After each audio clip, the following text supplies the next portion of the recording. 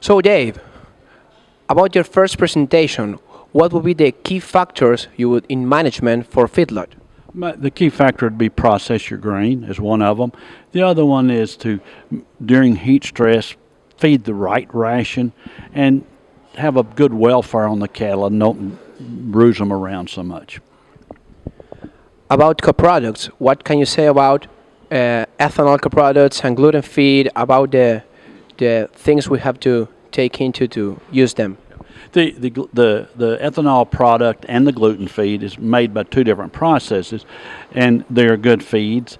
I would prefer to see them dry or dry mixed with wet, so they're not so wet, because it gets high moisture in the feed, and sometimes you can't get enough intake of dry matter.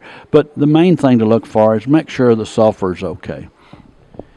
We didn't give much care in Argentina to heat stress, but you talked some about it. So in the north of Argentina, we can get a lot of heat stress. So what would be your general recommendations for it?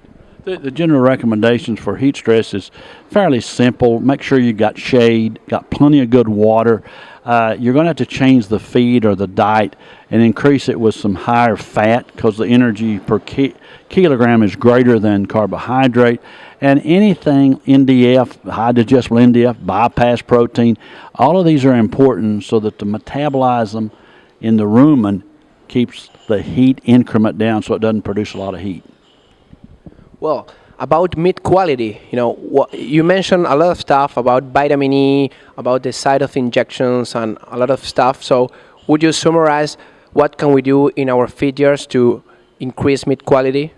The meat quality is not well defined in Argentina, but the way you increase meat quality is you take care of the animals real well. You have adequate working facilities where they don't get bumped around and bruised.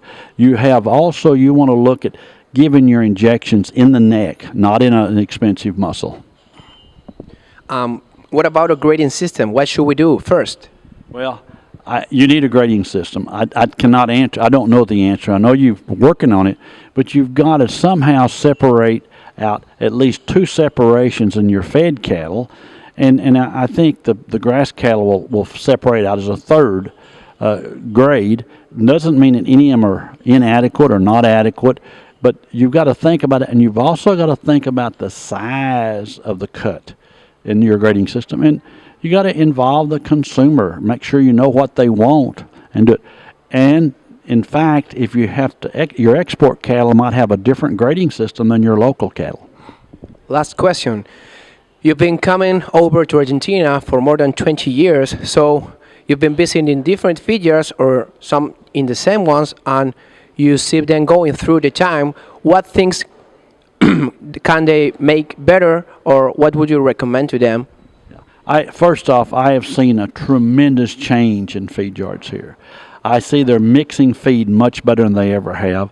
I see they're formulating the rations to give them the best cost, not the least cost. And right now, I'd say stay with what they're doing. Do the little things with animal welfare that will make your production better. Thank you.